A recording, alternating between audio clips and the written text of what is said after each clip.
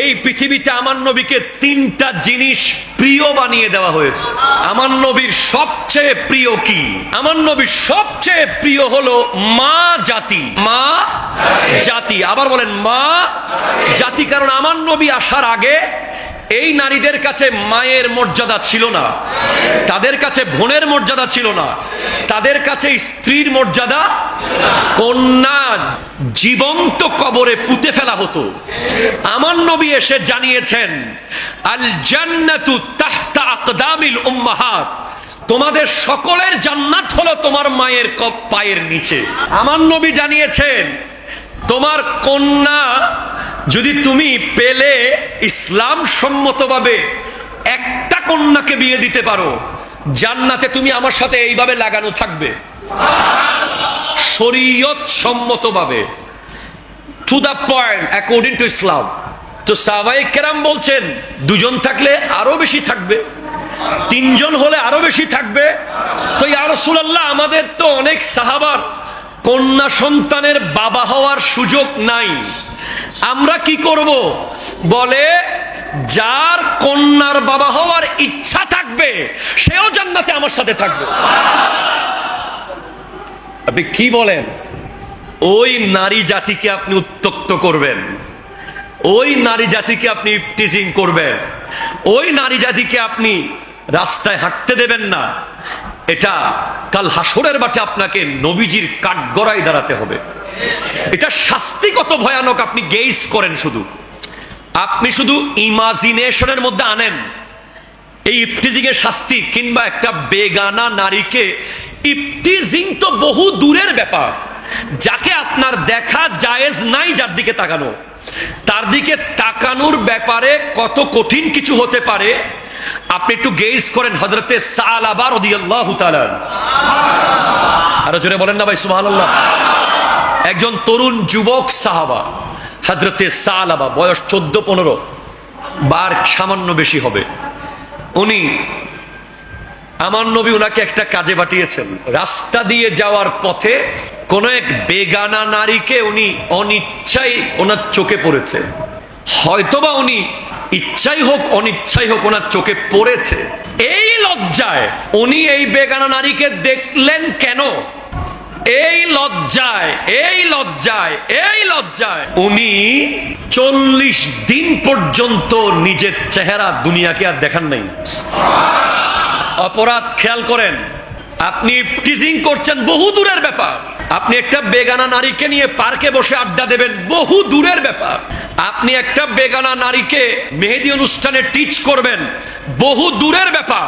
শুধু আমার নবীর সাহাবা, ছোট্ট যুবক সাহাবা এক নজর দেখেছে, এক নজর।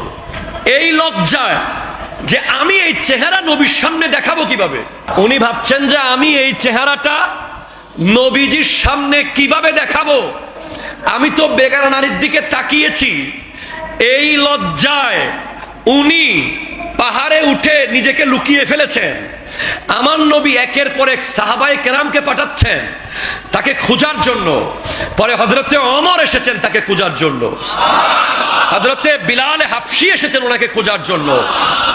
এক লোককে জিজ্ঞেস করে, এমন এমন দেখতে, এমন এমন একজন যুবককে কি দেখেছেন? বলে, হ্যাঁ দেখেছি। বলে, কি দেখেছেন? বলে, প্রতিদিন ওই যুবক এক বেলা নেমে এখান থেকে আমাদের কিছু কাজ করে দিয়ে ছাগলের একটু দুধ পান করে আবার পাহাড়ে চলে যায়, সারা রাত সেখানে কাঁদে, সারা রাত সেখানে কাঁদে, সারা রাত সেখানে কাঁদে। তার চোখের পানিতে পাহাড় ভিজে যাওয়ার অবস্থা হয়ে গেছে। তখন হযরত ওমর পর্দার অন্তরালে লুকিয়ে রইলেন সালাবা আসার জন্য।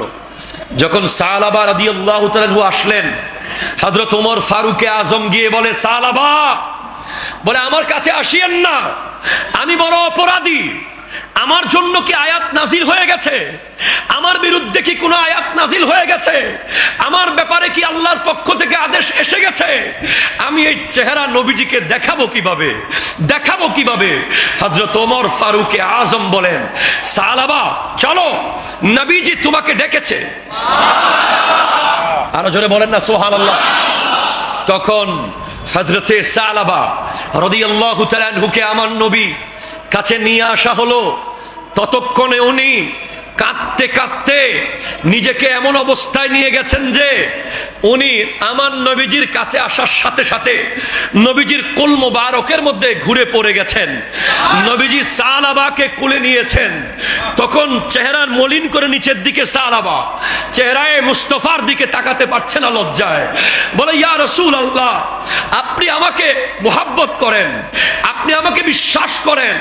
নবী, আমি তো এক বেগানার দিকে তাকিয়ে ফেলেছি, আমার কি হবে? আমার নবী বলেন, সালাবা, তুমি এত অনুতপ্ত হয়েছো, এত কান্না করেছো যে আল্লাহ তোমাকে মাফ করে দিয়েছে, মাফ করে দিয়েছে, মাফ করে দিয়েছে। এই কথা শোনার সাথে সাথে নবীজির কুল মুবারকে হযরতে সালাবা কালিমা পড়তে পড়তে দুনিয়া থেকে পর্দা করে চলে গেছেন। আপনি বুঝতে পারেন, মনে রাখবেন, যেই চোখ বেগানার চেহারা দেখে ভরপুর হবে, যেই চোখ, সেটা রাস্তায় হোক, সেটা মোবাইল ফোনে হোক, মনে রাখবেন, আপনার বিবির হাতে যদি মোবাইল ফোনে স্মার্টফোন থাকে, উনি যদি সেখানে কোনো বেগানা পুরুষকে দেখে, সেটা আপনার বেডরুমে একজন জীবন্ত পুরুষ থাকার মতো। নাউজুবিল্লাহ বলতেছেন না?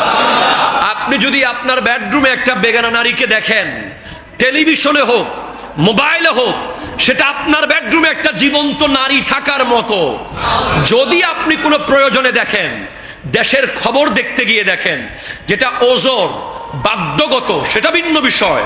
কিন্তু আপনি ইচ্ছে করে যদি কোনো বেগানা নিয়ে, বিবিকে সাথে নিয়ে নাটক, সিনেমা, বিভিন্ন রকম রং বেরঙের ভিডিওতে মত্ত হন, মোবাইলে থাকা, জীবন্ত থাকা একই ব্যাপার।